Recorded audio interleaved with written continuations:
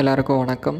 Two now NCR இதோடைய சிறப்பு என்ன அப்படின்னா, இதை தெரிஞ்சுக்கிட்ட அடுத்த வினாடி உங்களால் இதை ரியல் லைஃப்பில் அப்ளை பண்ண முடியும். எந்த ஒரு இன்வெஸ்ட்மெண்ட்டு அது எந்த வகையிலையும் இல்லாமல் உங்களால் இதை ரொம்ப எளிமையான முறையில் அப்ளை பண்ணி பாசிட்டிவ் சேஞ்சை ஷார்ட்டஸ்ட் டியூரேஷனில் பார்க்க முடியும். இதுபோல் நிறைய விஷயங்கள் இருக்குது. அந்த விஷயங்கள் ஒவ்வொன்றும் ஒவ்வொரு வகுப்பாக நம்ம பிரித்து கொடுக்குறதா இருக்குது. இன்றைக்கி முதல் வகுப்பு. இது கான்சியஸ் ஈட்டிங். நம்ம உடலை உறுதிப்படுத்துறதும் உயிரோடு வச்சுருக்கிறதும் உணவு தான். இந்த வகுப்புகள் எல்லாமே பார்க்க ஆரம்பிச்சிட்டா உடனடியாக எங்கே இது அப்ளிகபிளாக இருக்கோ, எங்கே வாய்ப்பு கிடைக்குதோ உடனே இதை அப்ளை பண்ணுங்கள். அப்ளை பண்ணுறப்ப தான் அது நம்முடைய ஆள் மனசில் பதியும். அடுத்து லைஃப் லாங் அது உதவியாக இருக்கும். இல்லை வேறு ஏதோ ஒரு இன்ஃபர்மேஷன் மாதிரி காதில் விழுந்து அடுத்தடுத்து போய்கிட்டே இருக்கும். அப்போ நம்முடைய உடல், அதுக்கு அடுத்தது மனம், இது ரெண்டுமே சேர்ந்து இயங்கக்கூடியது.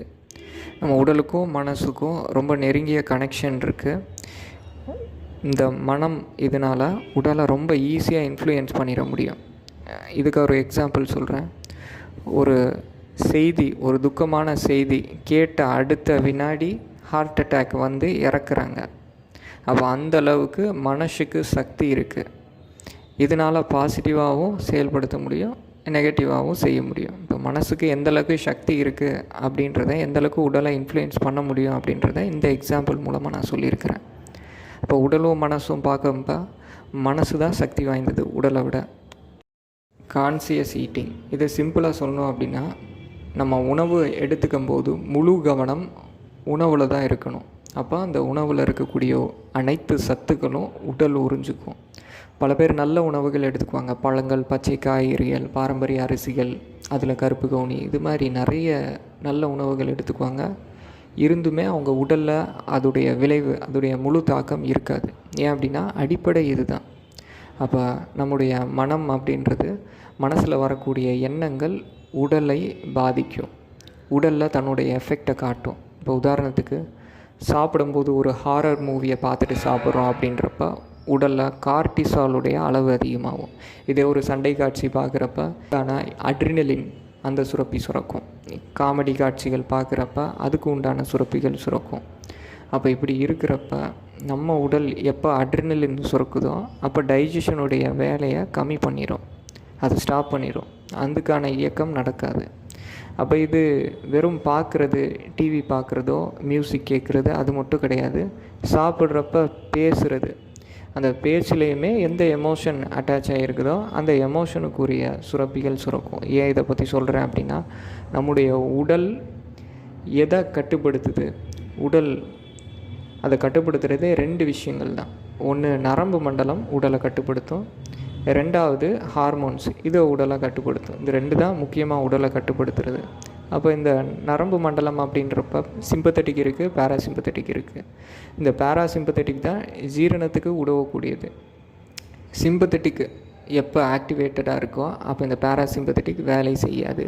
இப்போ சிம்பத்தட்டிக் எப்போ ஆக்டிவேட் ஆகும் அப்படின்னா, இது போல் அட்ரினலின் சுரக்கிறது, இல்லை கார்டிசால் சுரக்கிறது, இது மாதிரி சுரப்பிகள் நம்ம உணவை தவிர மீதி இடத்துல கவனம் வைக்கும்போது இந்த சுரப்பிகள் ஆக்டிவேட் ஆகும். அப்போ ஜீரணம் நடக்காது. சரி, அப்போ நம்ம டிவியில் ஒரு உணவு சாப்பிட்றத பற்றி வருது, அதை பற்றின பார்வை பார்த்துட்டு சாப்பிட்லாமா அப்படின்னா, நம்ம எந்த உணவை சாப்பிட்றோமோ அந்த உணவை நம்ம பார்க்கும்போது அதை செரிக்கிறதுக்கு அதுக்கு உண்டான என்சைம்கள், அதுக்கு உண்டான டைஜஸ்டிவ் ஜூஸஸ்ஸு நம்ம உடலில் சுரக்க ஆரம்பிக்கும். அதுதான் அதை செரிக்கும்.